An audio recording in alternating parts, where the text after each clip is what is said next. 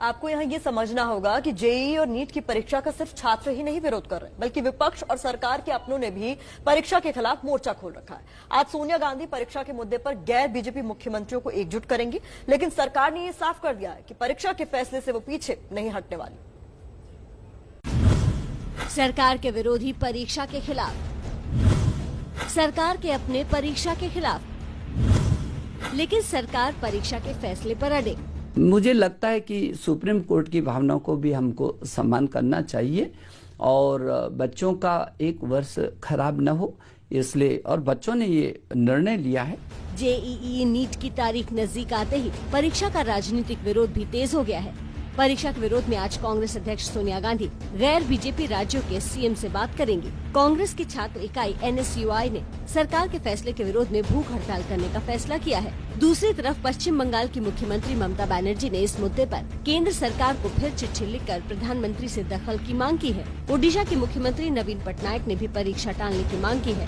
जब हम पार्लियामेंट अगर जब होने जा रहा है तो मीडिया कह रही है कि पार्लियामेंट हम एक दूसरे के बाजू नहीं बैठ सकते, थोड़े अंदर बैठेंगे, थोड़े बाहर बैठेंगे, थोड़े लॉबी में बैठेंगे। भाई जब एमपीज एक साथ नहीं बैठ सकते तो फिर कैसे आप इन बच्चों को एग्जाम लिखाएंगे? अधिकांश बच्चे वो चाहते हैं कि अभी परिस्थितियां सही नहीं हैं। अब दूर दूर से 300-300 किलोमीटर दूर परीक्षा केंद्र बनाए गए हैं, एग्जामिनेशन सेंटर बनाए हैं, और वो वहां कैसे पहुंचेंगे? हालांकि बीएसपी अध्यक्ष मायावती ने सरकार के फैसले का समर्थन किया है। लाखों छात्रों या उनके अभिभावकों से मेरा यही कहना है कि अब वे इन परीक्षाओं की हर प्रकार की तैयारी में पूरे जी जान से लग जाएं। विरोध के बावजूद नेशनल टेस्टिंग एजेंसी ने कहा है कि परीक्षाएं अपने तय कार्यक्रम के मुताबिक होंगी। छात्रों और अभिभावकों की मांग पर ही परीक्षा हो रही है। 85% से ज्यादा छात्र एडमिट कार्ड डाउनलोड कर चुके हैं। छात्रों की सुरक्षा के साथ कोई समझौता नहीं किया जाएगा। 99% छात्रों को उनकी पहली पसंद का सेंटर दिया गया है। भीड़ कम करने के लिए एक परीक्षा केंद्र में 100 से 150 छात्र ही परीक्षा देंगे। जेईई मेन के लिए परीक्षा केंद्रों की संख्या 570 से बढ़ाकर 660 कर दी गई है। नीट के लिए परीक्षा केंद्रों की संख्या 2846 से बढ़ाकर 3843 कर दी गई है। छात्र के साथ हैं, पहले उसकी सुरक्षा, उसके बाद उसकी शिक्षा, और सुप्रीम कोर्ट का भी हमको सम्मान करना है। और उन अभिभावकों को जो अभिभावक लगातार हम पर दबाव बनाए हुए हैं।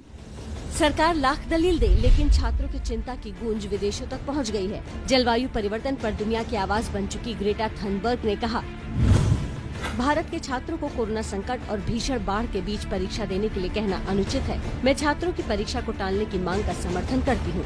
कोरोना संकट के दौरान देश भर में गरीबों की मदद के कारण सुर्खियों में आए अभिनेता सोनू सूद ने भी परीक्षा टालने की मांग की है। सोनू ने ट्वीट किया, देश में कोरोना की मौजूदा स्थिति को देखते हुए मैं सरकार से नीट जेईई परीक्षा को टालने की अपील करता हूँ। कोरोना के हालात को देखते हुए हमें ज्यादा ध्यान देना चाहिए और छात्रों की जान जोखिम में नहीं डालना चाहिए।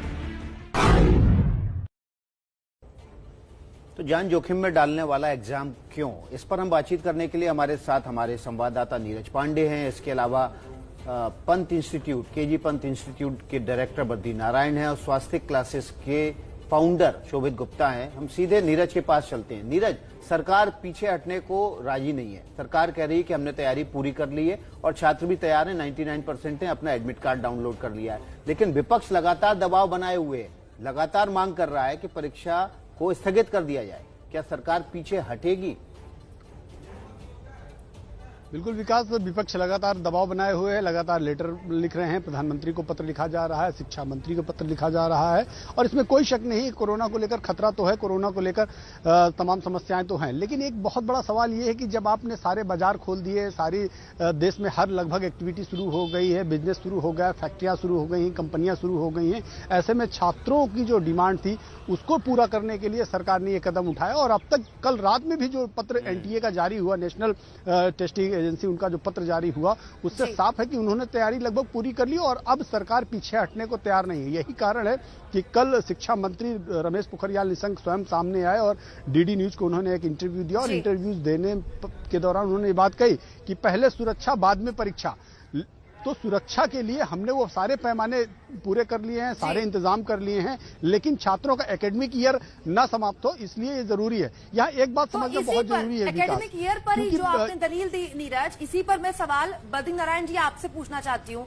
मैं सुबह से लगातार ट्विटर पर हजारों छात्र मुझे ट्वीट कर रहे हैं और एक किसान के गरीब बेटे ने ट्वीट किया है, वो लिखता है कि 2015-2016 में पेपर लीक हुआ था, एग्जाम लेट हुए थे, तब नहीं एकेडमिक ईयर का नुकसान हुआ था। दुनिया भर में ऐसा कुछ हो रहा है कोरोना काल में जो कभी नहीं हुआ। एक साल बर्बाद हो जाएगा तो क्या हो जाएगा, जिंदगी तो बचेगी।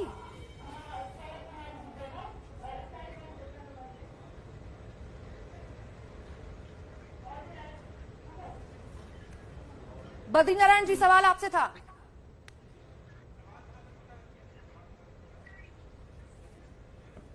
यही सवाल अगर स्वस्तिक कॉलेजेस के शोभित गुप्ता सुन पाए हैं। शोभित, सवाल आपसे।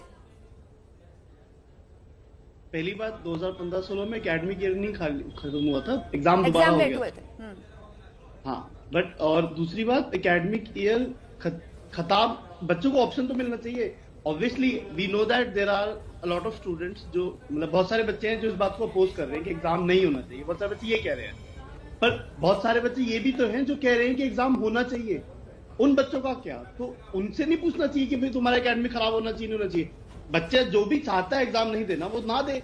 एनीवेज अगले साल तो एग्जाम होना ही है दोबारा से, अगर ऐसी बात है तो, ठीक है। बट इन जनरल, मतलब अभी मैं कैलकुलेट ही कर रहा था, 660 सेंटर्स हैं, 600, और उसमें हर सेंटर पे 8 स्लॉट में एग्जाम होना है। 150 बच्चे एक स्लॉट में आने हैं। हर बच्चे को बोला गया पेरेंट्स को साथ में लेके आया जाए। उनको बोला गया है कि आधे घंटे के स्लॉट में बच्चों को बांट दिया गया है ताकि बच्चे एंटर करते समय भीड़ ना हो, और एक रूम नहीं होगा उस हॉल के अंदर, और बच्चे बगल बगल में नहीं बैठेंगे। ये वही सेंटर्स हैं जहां पिछले साल तक 350-400 बच्चे एक बार में आते थे। और ये सिचुएशन है। बस हमें ये सोचना है कि बच्चों का एकेडमिक ईयर, दुनिया भर में ऐसा हो रहा है कोरोना काल में जो कभी नहीं हुआ। हम 100 साल में एक बार के वक्त में जी रहे हैं। वर्ल्ड में ऐसा हो रहा है, बिल्कुल बिल्कुल, वर्ल्ड में ऐसा। 100 साल तो बहुत छोटा टाइम पीरियड है, आप कह रहे हैं, मतलब it's even bigger than that मेरे हिसाब से, ठीक है। इतनी टेक्नोलॉजी एडवांसमेंट है। सार्स आया था, क्या कहते हैं, 2004 में, बट अभी उसके बारे में तो किसी को पता ही नहीं चला था। बट कोविड में सब कुछ पता है ना। आपकी बात आपने रखी। सौरभ कुमार भी हमारे साथ जुड़ गए हैं, जो कि डायरेक्टर है विद्या मंदिर क्लासेस के, उनसे भी बात कर लेते हैं। देखिए, हम लोगों का सवाल जो है वो लगातार हम यही पूछ रहे हैं कि प्रतियोगिता तब तक संभव है जब तक प्रतियोगी है, और अगर वही लगातार ये कह रहे हैं कि हमारे ऊपर अगर ऐसा प्रेशर बना दिया जाएगा कि सेंटर पर जाएंगे तो कोरोना का खतरा, नहीं जाएंगे तो एकेडमिक ईयर बर्बाद होने का खतरा, तो ऑप्शन क्या बचता है? देखिए मैम, पहली बात तो ये है कि ऐसा कोई पोल तो है नहीं कि कितने बच्चे चाहते हैं कि एग्जाम हो और कितने बच्चे चाहते नहीं हैं कि एग्जाम हो। मैं ये बिल्कुल मानता हूं कि कुछ प्रदेश ऐसे हैं जहां पे बच्चों का ट्रैवल करना थोड़ा मुश्किल है, या जहां पे ट्रैवल करना मुश्किल है वहां पे सरकार को जरूर इस बात को ध्यान देना चाहिए कि जो सेंटर है वो उसी शहर में हो जाए जिस शहर में वो बच्चे रहते हैं। दूसरी बात, संक्रमण का खतरे की बात अगर हम करते हैं तो संक्रमण का खतरा तो अगर आपके माँ बाप घर के बाहर काम करने के लिए जा रहे हैं तो भी संक्रमण का खतरा तो उतना ही है जितना आपका कोविड सेंटर पे जाने पे है। तो ये लॉजिक तो खाली काम नहीं करेगा कि हम एग्जाम पे जाएंगे तो कोविड हो जाएगा।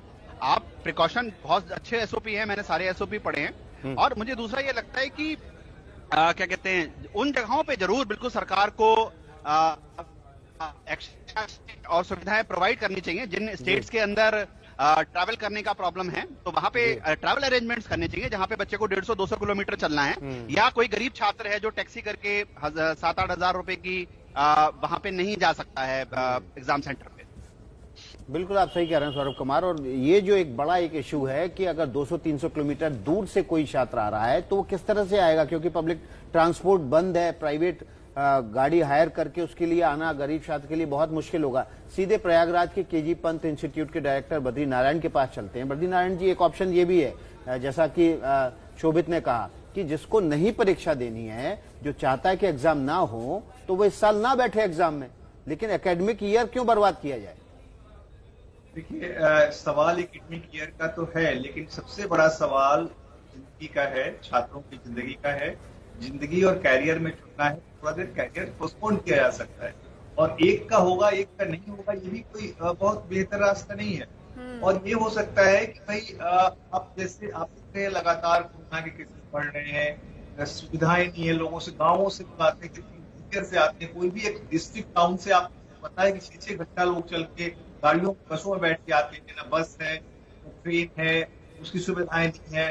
फिर लोग आएंगे तो ठहरेंगे कहाँ छात्र शहरों लेकिन में बद्री आएंगे। नारायण जी, जो कोरोना के केसेस है उसमें ये भी सामने आया है कि 19 से 24 साल के बच्चों के लिए फेटल नहीं है। इस तरह के मामले नहीं सामने आए। कोरोना का अगर संक्रमण हुआ भी है तो फेटल नहीं है। ऐसा नहीं है। देखिए, जो भी घटनाएं हो रही हैं उसमें कई यूथ भी मर रहे हैं, और एक भी अगर मरता है तो जिंदगी कॉस्टली है। एक नेशनल लाइफ, ये नेशन का लाइफ बिल्कुल है। बद्री नारायण जी, और भगवान न करे अगर ऐसा हो जाए तो ये सरकार इस बोझ को, उस छात्र की मौत के बोझ को अपने कंधों पर क्या उठा पाएगी? सौरभ कुमार जी हमारे साथ लगातार बने हुए हैं। देखिए, एक एक जिंदगी महत्वपूर्ण होती है, एक एक जिंदगी महत्वपूर्ण होती है। आपने देखा होगा विदेशों में किस तरह से एक जिंदगी के लिए पूरा राष्ट्रीय पॉलिसी प्रभावित होती है। हमें एक राष्ट्रीय नीति बनानी चाहिए अपनी जिंदगी को प्रोटेक्ट करने के लिए, और 2-4 महीने और ठहर लेते, संकेत है जो सरकार देश को देगी। सौरभ कुमार जी, वैक्सीन आ जाता है, बद्री जी मैं आऊंगी आपके पास। सौरभ कुमार जी, ये जो पूरी बहस हो रही है ना कि भाई साल खराब नहीं होना चाहिए, जिंदगी चाहे खराब हो जाए, जिंदगी चाहे दांव पे लग जाए, ये हमारी भारतीय मानसिकता को दर्शाता है, जिसमें हम बच्चे को सिर्फ और सिर्फ उस भागती हुई रेस में देखना चाहते हैं। यही नहीं सोचना चाहते कि बीमार हो जाएगा, वो उसकी जान को खतरा है। मैं इसमें एक बात और ऐड करना चाहता हूं कि 0 ईयर करना भी एक सोल्यूशन है, पर क्या 0 ईयर पूरा वर्ल्ड मिलके कर रहा है, या भारत के बच्चे पूरे विश्व से पीछे रह जाएंगे अगर हम 0 ईयर करते हैं तो? ठीक है, तो या तो ये पूरा विश्व एक साथ आए और सारी सरकारें इस बात पे अमल करें, अमेरिका की, इंग्लैंड की और भारत की और रशिया की, कि हाँ इस साल जो है पूरे विश्व में 0 ईयर घोषित किया जाएगा, तो भारत के छात्र जो है विश्व के बाकी देशों के छात्र से पीछे नहीं रहेंगे। लेकिन अगर खाली भारत में 0 ईयर घोषित कर दिया जाता है और विश्व में बाकी देशों में शिक्षा आगे बढ़ जाती है, तो क्या आपको नहीं लगता है कि ये भारतीय छात्रों के लिए एक गलत हो जाएगा? नंबर 2, क्या आज से 5 साल के बाद जब हम 2025 की बात करेंगे तो जो देश में 60,000 70,000 नए डॉक्टर पैदा होने वाले थे या 1 लाख नए इंजीनियर आने वाले थे, वो 2025 में वो हमें अडैप्ट करेंगे? नंबर 2, जो बच्चे, मैं मानता हूं कि कुछ बच्चों को खतरा महसूस हो रहा है, ठीक है, तो अगर उनको ऑप्शन जो बिल्कुल सही है कि एग्जाम तो अगली साल भी होगा, जिनको डर नहीं लग रहा वो दे दें, और जिनको लग रहा है वो अगली साल दे दें। तो इसमें कुछ ऐसा, और इसमें एक और, इंजीनियरिंग के लिए तो खासतौर से एक बहुत बड़ी बात यह है कि जनवरी में इम्तिहान हो चुका है, तो 90% तो ये क्लियर ही है किसका एडमिशन होना है किसका एडमिशन नहीं होना है। ये बहस जो होनी चाहिए ये मेजरली मेडिकल इंटरेस्ट के ऊपर होनी चाहिए। सौरभ कुमार, मैं आपसे ये सवाल पूछना चाह रही हूँ कि सिर्फ हम प्रोज एंड कॉन्स की बात कर रहे हैं, मतलब कि या तो इस पार या तो उस पार, बीच का रास्ता यहाँ पर क्या है ये कोई नहीं इस पर बात कर रहा है। बीच का रास्ता क्या दिखाई दे रहा है? बीच का रास्ता मेरे को यही दिखाई दे रहा है कि जो मैंने सीटिंग प्रोसेस पढ़ा है, जिसमें एक सीट छोड़ के एक सीट की बात हो रही है, और आधे घंटे के अंदर कितने छात्र अंदर जाएंगे, अपना मास्क लेके नहीं जाएंगे, सरकार मास्क प्रोवाइड करेगी, ये तो सेफ्टी सेंटर के ऊपर हो गई। नंबर 2, जो सबसे ज्यादा मैं जो सोशल मीडिया पे देख रहा हूं, जो दिख रहा है कि लोगों को ट्रैवल करने में परेशानी हो रही है, तो मैंने शुरू में भी यही बात कही कि सरकार को इस बात को इंश्योर करना पड़ेगा कि वो फैसिलिटी गवर्नमेंट प्रोवाइड करे। वो फैसिलिटी पेरेंट्स या बच्चा प्रोवाइड नहीं कर सकता है। तो जो क्षेत्र है, खासतौर से जो 5 राज्य हैं, जिसमें बिहार है, महाराष्ट्र है, कर्नाटक है, तेलंगाना है, आंध्रा है, इन स्टेट्स के अंदर ही सबसे ज्यादा प्रॉब्लम है, जहां पे गवर्नमेंट को ये ट्रैवल मेजरमेंट्स लेने पड़ेंगे। इनफैक्ट बड़ा सवाल ये भी है, शोभित के पास चलते हैं। शोभित, एक बड़ा सवाल ये है कि हर चीज ऑनलाइन हो रही है, एग्जाम क्यों नहीं ऑनलाइन हो सकता? क्यों नहीं ऑनलाइन एग्जाम कराकर एक बीच का रास्ता निकाल लिया है? दूसरा, जब बाजार खुल गए हैं, आप बाजार जा रहे हैं, सब्जी मंडी जा रहे हैं, तमाम जगहों पर आप घूम फिर रहे हैं, लेकिन एग्जाम देने के लिए आपको महामारी दिखाई दे रही है। कि ओवरऑल हमने इंडस्ट्री हर जगह ओपन कर दी, विच वाज आवर मजबूरी भी है हमारी, बट ऑनलाइन एग्जाम पॉसिबल नहीं हो पाएगा। रीजन क्या है कि ये एग्जाम बहुत हाई स्टेक एग्जाम है, मतलब हर एक बच्चे का ऑलमोस्ट करियर डिपेंड करता है इस एग्जाम के ऊपर, और इस एग्जाम को अगर ऑनलाइन कराया गया तो जो अनफेयर मीन्स की पॉसिबिलिटी है वो इतनी ज्यादा है कि एट दिस पॉइंट हमारे पास कोई टेक्नोलॉजी नहीं है। हम खुद इस प्रॉब्लम से, हम खुद as a coaching GRE, TOEFL, तमाम ऐसे एग्जाम होते हैं जो ऑनलाइन होते हैं, और यहाँ देश के लिए नहीं, विदेशों के सब एजुकेशन के लिए सब एग्जाम किसी सेंटर पे जाके होते हैं, घर पे से कोई एग्जाम नहीं होता। जो भी ऑनलाइन सेंटर के लिए आपको 300 किलोमीटर दूर आने की जरूरत नहीं पड़ेगी। लेकिन नहीं, ये एग्जाम भी ऑनलाइन ही है, ये एग्जाम भी कंप्यूटर पे बैठ के बच्चा दे रहा है। एक्चुअली में उस सेंटर्स में तो 300 से ज्यादा जाते हैं बच्चे दूर, वहां पे तो दिल्ली एक सेंटर होता है, मुंबई एक सेंटर होता है, लखनऊ में सेंटर ही नहीं होता है बहुत बार, तो इस वजह से उसमें तो और भी ज्यादा दूर जाते हैं बच्चे। ऐसा नहीं है तो कि उसमें हमारे साथ पंत इंस्टीट्यूट के डायरेक्टर बद्री नारायण जी काफी देर से कुछ बोलना चाहते हैं। बद्री नारायण जी, ये कोचिंग इंस्टीट्यूट वालों की भाषा अलग है और आप जो बात कर रहे हैं वो अलहदा है। ये दायरा कहीं ये वाला दायरा तो नहीं है बिजनेस वाला? बिल्कुल बिल्कुल, मुझे लगता है कि कोचिंग इंस्टीट्यूट का एक पूरा व्यवसाय इससे जुड़ा हुआ है। हालांकि वो उसको जोड़ेंगे राष्ट्रीय बौद्धिकता के उत्पादन से और प्रोडक्टिविटी से जोड़ेंगे, लेकिन मुद्दा ये बाजार का भी मामला है, क्योंकि उनका एक सेशन जाएगा, एक बैच निकलेगा, फिर दूसरा बैच निकलेगा। मुझे लगता है कि इसको बहुत सोशली और नेशनल इश्यूज के रूप में देखना चाहिए। और सामाजिक इशू यह है कि हमारी 80% जनता गरीबी के शिकार है, बहुत दूरस्थ क्षेत्रों में रहती है और उनके बच्चे सरकारी स्कूलों से पढ़ के आते हैं। वो इस स्थिति में नहीं होते कि वो आकर के एग्जाम दे सके। ये 2-3 महीने की बात थी, अगर सरकार 2 महीने अगर हम सब लोग कर लें और 2-3 महीने जब वैक्सीन आ जाती है तो सौरभ आप कुछ कहना चाह रहे हैं, आप कहिए। मैडम उससे थोड़ी मदद मैडम एक बिल्कुल मैं अगर ये डेट कोई बता सकता है कि पैंडेमिक कब खत्म होगा तो सरकार बिल्कुल एक्शन ले सकती है। अगर आप कि दिसंबर में खत्म होगा तो चलिए एग्जाम दिसंबर में हो जाएगा। और अगर आप कोचिंग संस्थान की बात कर रहे हैं तो कोचिंग संस्थान का जो मेन बिजनेस है वो 2 ईयर बैचेस से चलता है जो उनका भर चुके हैं, ठीक है। अगर आप कह रहे हैं तो आईआईटी दिल्ली का डायरेक्टर, आईआईटी बॉम्बे का डायरेक्टर, इन दोनों ने कल रात को मेरे साथ ही जो इंडिया टुडे टेलीविजन पे बहस में थे, उन दोनों ने कहा है कि सेशन डिले नहीं होना चाहिए। क्योंकि तो आप ये क्या कहना चाहते हैं कि आईआईटी दिल्ली के डायरेक्टर और आईआईटी बॉम्बे के डायरेक्टर भी कोचिंगों के साथ मिले हुए हैं? देखिए देयर आर 2 लाइन है। एक लाइन है कि आप राज्य के जो बहुत जो हमारे उपेक्षित समुदाय है उनके बारे में सोचें, गरीबों के बारे में सोचें। दूसरी लाइन है राष्ट्रीय जीवन एक राष्ट्रीय संपत्ति है, इसके बारे में सोचें। और तब तीसरा सवाल है कैरियर के बारे में सोचें। आपने कैरियर को सबसे पहले जोड़ दिया कि भाई सेशन हमारा 0 हो जाएगा, तो आपकी जीवन एक राष्ट्रीय संपत्ति है वाला। बहुत बहुत शुक्रिया बद्री नारायण जी, आप जिस तरह से कह रहे हैं कि राष्ट्रीय संपत्ति इस तरह से, तो फिर अभी भी लॉकडाउन नहीं खोलना चाहिए था, बाजार नहीं खोलने चाहिए थे और जो सामान्य जनजीवन की तरफ बढ़ रहा है अनलॉक, उसको भी रोक देना चाहिए था।